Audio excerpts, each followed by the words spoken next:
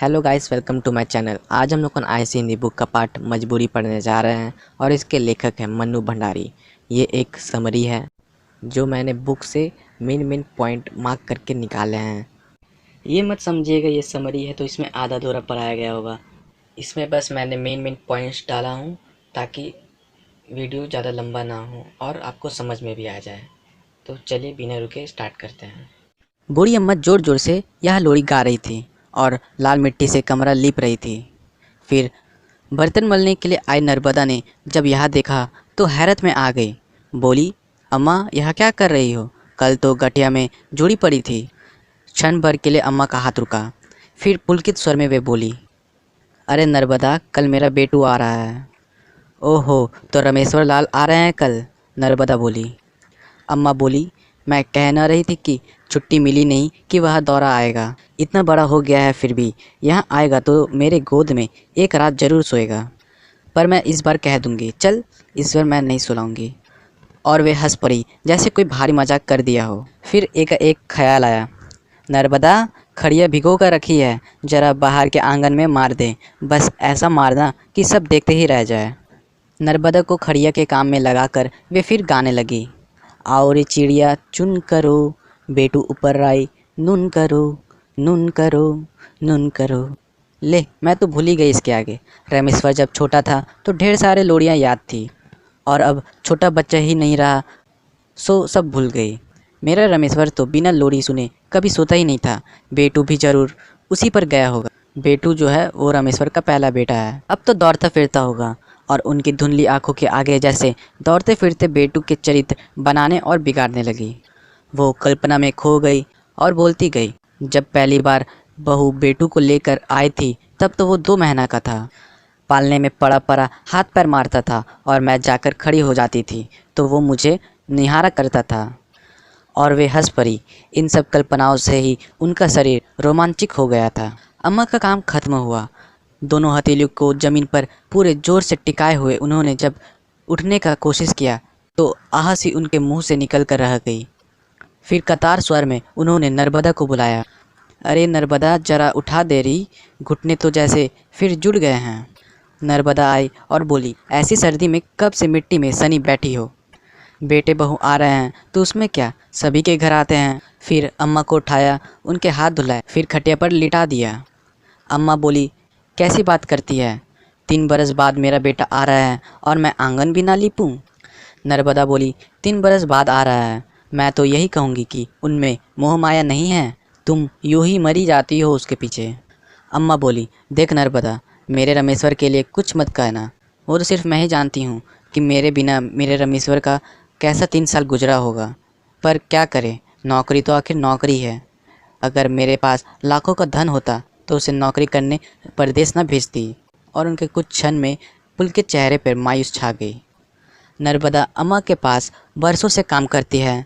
अम्मा के लिए उसके मन में अपार श्रद्धा है, पर बेटे के प्रसंग को लेकर वो जब तब अम्मा का दिल दुखा दिया करती है।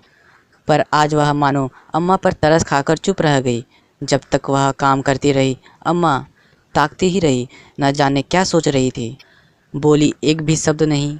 फिर जब नर्मदा जाने लगी तो नाक चाह कर भी अम्मा ने कहा, जाते समय ग्वाले को कहते जाना कि कल दूध जल्दी दे जाए, अब से दूध ज़्यादा लगेगा। अब बच्चे वाले घर में तो दूध ज़्यादा रहना ही चाहिए और जब तक वे लोग यहाँ रहेंगे तब तक तू चौका बर्तन करके यही रहा करना। जब घर में इतना लोग रहेंगे ही तो काम तो निकल ही आएगा।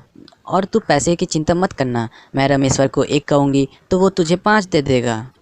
फिर नर्मदा चले गई और कुछ नर्मदा की बातों ने और कुछ गठिया के दर्द ने अम्मा का उत्साह तोड़ दिया।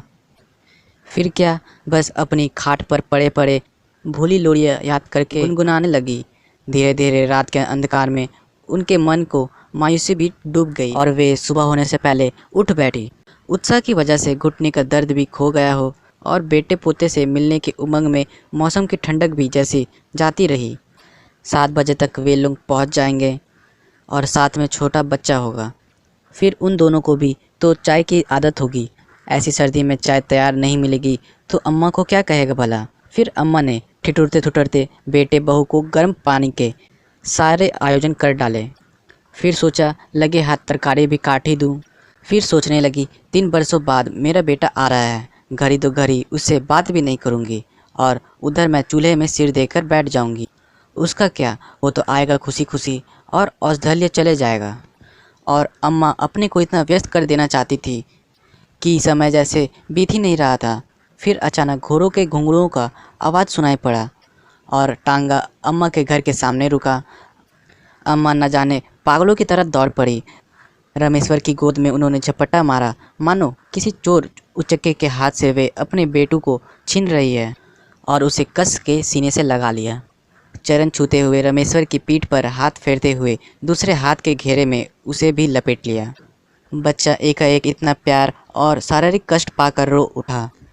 अम्मा उसके आंसू पोंछने लगी और उनकी अपनी आंखों से भी आंसू की धारा बहने लगी। जब बच्चा चुप नहीं हुआ तो बहू की ओर बढ़ाते हुए उन्होंने कहा, अभी मुझे पहचानता नहीं है, एक बार मुझे पहचान लेगा तो मुझे छोड़ेगा नहीं। पर फिर खड़ी बहू ने बच्चे को ले लिया और थोड़ी देर में चाय पानी हो गया और रमेश्वर नहाने चला गया।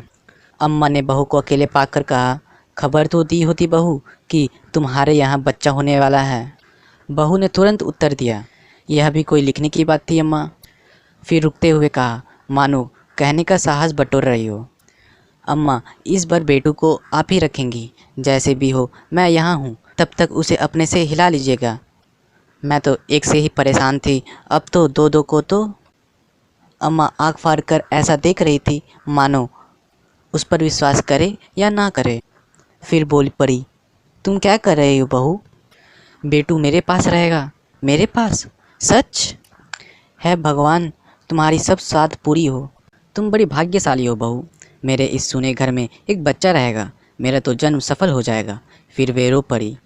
तुम क्या जानो बहू, अपने कलेजे के टुकड़े को बम्बई भेज दिया। रमेश्वर के बिना यह घर तो शमशान जैसा लगता है। मैं अकेली ये पहाड़ जैसे दिन कैसे काटती हूँ सो मैं ही जानती हूँ। भगवान तुम्हें दूसरा भी बेटा दे, तुम उसे पाल लेना। तभी रमेश्वर ठिठुरते हुए रसोई में प्रवेश किया और बोला, बम्बई में रहकर तो सर्दी सहने की आदत नहीं रही, यहाँ नहाते तो जैसे जम गए। बोलते बोलते तभी रमेश्वर का ध्यान अम्मा के कपड़ों की ओर गया। यह क्या अम्मा, तुमने कुछ भी गर्म कपड़ा नहीं पहना है। अगर सर्दी लग गई तो बीमार पड़ जाओगी, और तुम्हें गठिया का भी तो तकलीफ़ है। अगर कपड़े ना हो तो बनवा लो, रुपए मैं दे दूँगा। पर ये सब अनसुना करके अम्मा बोली, देख आज बहू ने कह दिया है कि बेटू अब मेरे पास रहेगा। बात पक्की हो गई है, आज से बेटू मेरा हुआ।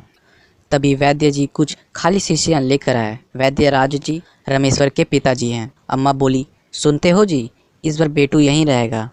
बहू खुद अभी बच्ची है, दो दो को कैसे संभालेगी? और फिर पहले बच्चे पर तो यो दादी का ही हक होता है। फिर दोपहर को नर्मदा से भी अम्मा ने कहा, बहू को तो फिर बच्चा होने वाला है, बेचारी दो दो को कैसे संभालेगी? सो मुझसे कहने लगी, अम्मा बेटू को तुम्हें रखना पड़ेगा।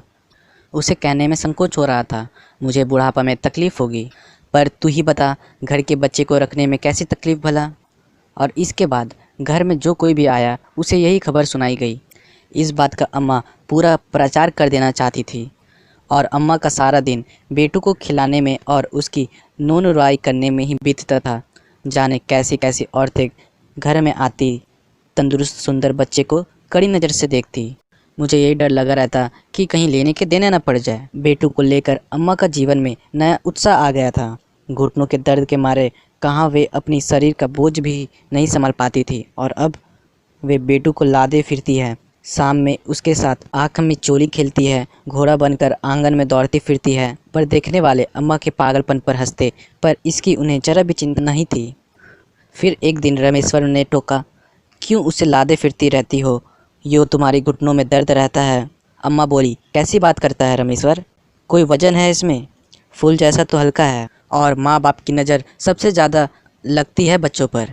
तुझे मैंने अपने ढंग से पाला था। जब तू रोता था तो मैं झट से दूध पिला देती थी। दूध के लिए कभी भी मैंने समय नहीं देखा था। 2 साल तक तो तुझे मैंने दूध ही पिलाया था, उसके बाद गिलास में पिलाती थी। कहाँ यह सीसी की नखरा उस ज़माने में था ही नहीं, और होगा भी तो शहरों में होगा। छोड़, रहने दे, मुझे बेटू के साथ खेलने दे, तू अपना काम कर। फिर 20 दिन बाद जब बहू अपनी माँ के घर चले गई तो बेटू ने ना ही जिद किया ना ही रोया। माँ के कड़े नियंत्रण के बाद दादी के असीम दुलार में रहना, जहाँ कोई बंधन नहीं, अनसुख नहीं, बेटू को बड़ा अच्छा लगा। कि बहू चले गई। अम्मा ने भी चैन की सांस ली। महीने बीतते खबर आई कि बहू को दूसरे लड़का हुआ है। अम्मा की छाती पर से जैसे एक भारी बोझ सा हट गया हो। साइंस का एक कांटा जो रमा के जाने के बाद भी उनके मन में चुभा करता था, वो भी अब निकल गया। बेटू अब बस मेरा है, सिर्फ मेरा। फिर जाने से पहले रामेश्वर ने अम्मा और पिताजी के लिए ढेर सारे कपड़ा बनवाए थे।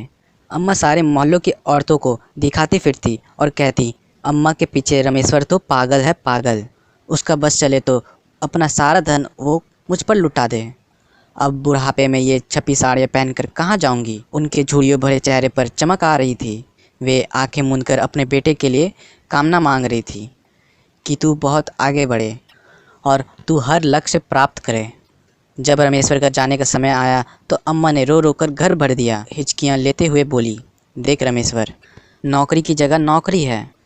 यह 3 बरस तक घर का मुंह देखने वाली बात अब नहीं चलेगी। माँ बाप की जगह माँ बाप है और मेरी तबीयत भी ठीक नहीं रहती। फिर फूट फूट कर रोने लगी। आंसू भरी आंखों से वे रामेश्वर के टांगे को तब तक देखती रही जब तक वह आंखों से ओझल नहीं हो गया। उसके बाद अम्मा ने बेटू को एकदम से अपनी छाती से चिपका लिया।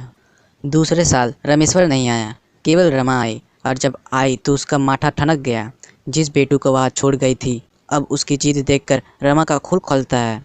खाना वह दादी अम्मा के हाथ से खाता है और रात में सोता है भी तो है बस दादी माँ के साथ। और तो और अम्मा उसे लोरी नहीं सुनाती तब तक उसे नींद भी नहीं आता। सारे दिन दादी अम्मा की धोती का पालन पकड़कर उसके पीछे पीछे घूमता रहता है। गली की मोहल्ले के गंदे गंदे बच्चों के साथ खेलता है। उसे देखकर कौन कहेगा ये एक पढ़ी लिखी सभ्य लड़की का बच्चा है। घर के सामने कोई फेरी वाला आता, उससे बेटू कुछ न कुछ खरीदाता। अगर ना दिलवाए तो वह मचल मचल के रोने लगता और ज़मीन में लौटता। आखिर रमा का जुबान खुल ही पड़ा, अम्मा आपने तो इसे बिगाड़ कर धूल बना दिया है, इस तरह कैसा चलेगा। दादी माँ ने हंसते हुए जवाब दिया, अरे बहू, बचपन में तो हर बच्चा जिद ही करता है। बहू, रामेश्वर भी ऐसा ही था। यह सचमुच हूबहू उसी पर पड़ा है और तू चिंता मत कर, समय आने पर ये सब चीज़ छूट जाएगा। वे बेटू के बालों में उंगलियां चलाने लगी। रमा की इच्छा हुई कि वे बेटू को अपने साथ लेती जाए, पर 1 साल का पप्पू उसे बहुत परेशान करता था, इसलिए उसकी इच्छा नहीं हुई उसे बम्बई ले जाने की। बम्बई जाते ही उसने अम्मा के पास पत्र भेजना स्टार्ट कर दिया। जैसे रमा ने लिख दिया कि अम्मा अब उसे नर्सरी स्कूल में भर्ती करवा दे, कम से कम कुछ तमीज़ तो सीखेगा। चिट्ठियाँ पढ़ती तो अम्मा को लगता बहू का दिमाग बौरा गया है, भला 4 साल का बच्चा स्कूल भी पढ़ सकता है क्या। रमा के पत्र आते रहे और अम्मा अपने ढंग से बेटू को चलाती रही। 2 साल बाद फिर रमा और रामेश्वर आए तो 3 साल के पप्पू को लेकर आए।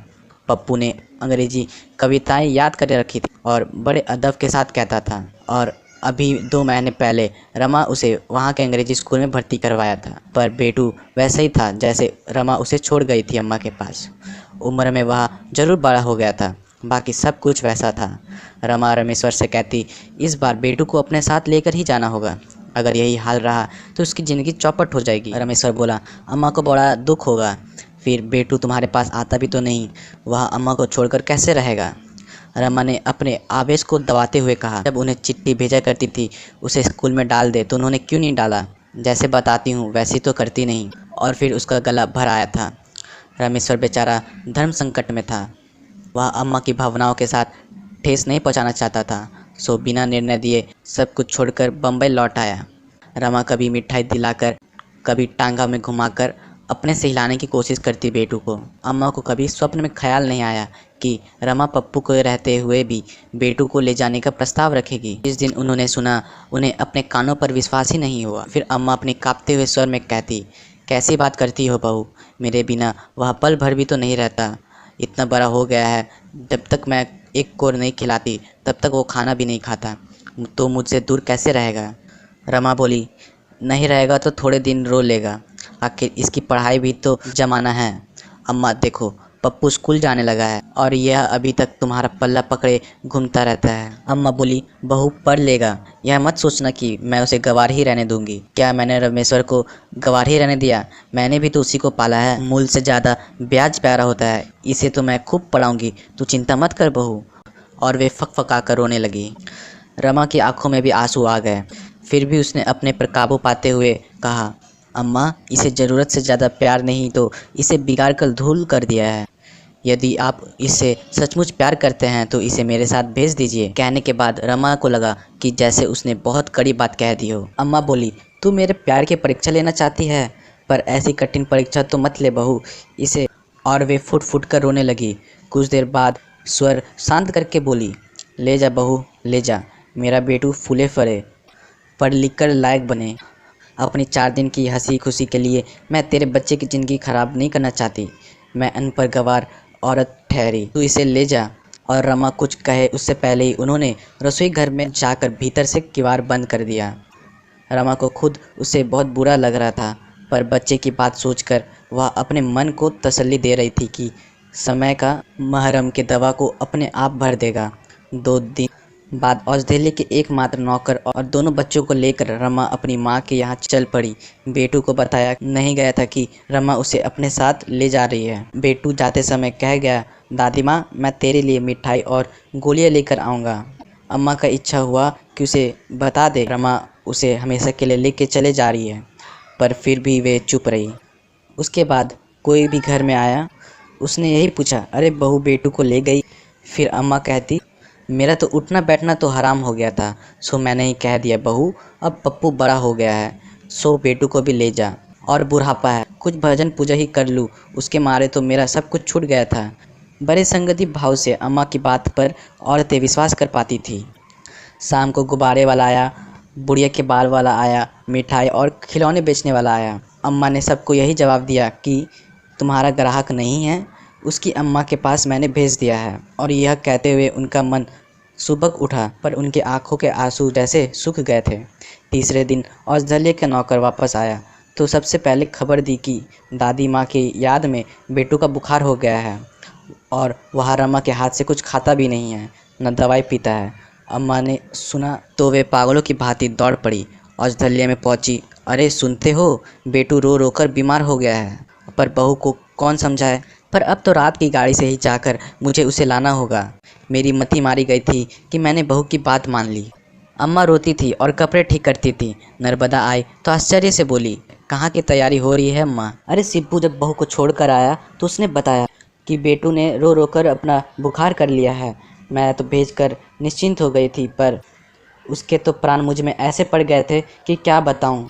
फिर वहां पहुंचकर तीसरे दिन बेटू को वे लेकर आ गए। जिसने देखा उसने कहा, अरे 4 दिन में ही बच्चा सूख गया। अम्मा ने कहा, सूखेगा नहीं तो क्या होगा, कुछ तो खाया नहीं और एक पल को भी आंसू नहीं टूटा। मैं तो सोचती थी कि बहू के हवाले करके तो मैं तो सुख से पूजा पाठ करूँगी। फिर 1 साल उन्होंने इसी तरह निकाल दिए। फिर रमा बम्बई से आई। फिर बेटू का वही रवैया देखते उसने सोचा, बम्बई ले तो गई थी, बेकार ही उसे वापस भेज दी। सो एक बार फिर दादी माँ को रुलाकर उनके मना करने पर वह बेटू को लेकर बम्बई के लिए चल पड़ी। जाने की इस आशा में अम्मा ने सारी जमा पूंजी खर्च करके सिब्बू को रमा के साथ भेज ही दिया। दूसरे दिन कोई भी आता अम्मा से पूछता तो अम्मा उन सभी के सामने मौनित मानती कि बेटू रमा के पास हिल जाए तो वह 100 रुपये का प्रसाद चढ़ाएगी। पर 7 दिन के बाद जब सिब्बू लौट कर आया तो वह ऐसा दौड़ पड़ी मानो वह बेटू को लेकर ही आया हो। उन्होंने पूछा, मेरा बेटू कहाँ है? मेरा बेटू ठीक है सिब्बू? तुझे मैंने किस लिए भेजा था? सिब्बू बोला, इस बार तो अम्मा बहू जी ने बेटू को हिला लिया। वहाँ बहू जी के मकान में बहुत सारे बच्चे हैं, सबसे दोस्ती हो गई है। वह खूब खेलता है, ट्रम, बस, बगीचे में झूला झूलता है। सिब्बू कहे चले जा रहा था और अम्मा शून्य से हो गई थी। चलो अम्मा, तुम्हारी चिंता दूर हो गई। बहू जी ने बेटू को हिला लिया, अब तुम आराम से पूजा पाठ कर सकती हो। फिर अम्मा का चेतना लौट आया। अम्मा बोली, बेटू मुझे भूल गया? सच? मेरी बड़ी चिंता दूर हुई। हे भगवान, इस बार आपने मेरी बात सुन ली। फिर गीली आंखों से और हाथ कांपते हुए उन्होंने जेब से 100 रुपये निकालकर सिब्बू को देते हुए कहा, ले पेड़े लेते आना, अब प्रसाद चढ़ाकर बाँट ही दूँ। नर्मदा आई। अम्मा बोली, सुना नर्मदा, बेटू मुझे भूल गया, भूल ही गया। और उन्होंने भर भर कर आती आंखें आंचल से पोंछ ली और हंस पड़ी। तो गाइस, यही थी वीडियो मजबूरी। अगर आपको ये वीडियो अच्छी लगी हो तो इसे लाइक, शेयर और सब्सक्राइब कर दीजिए।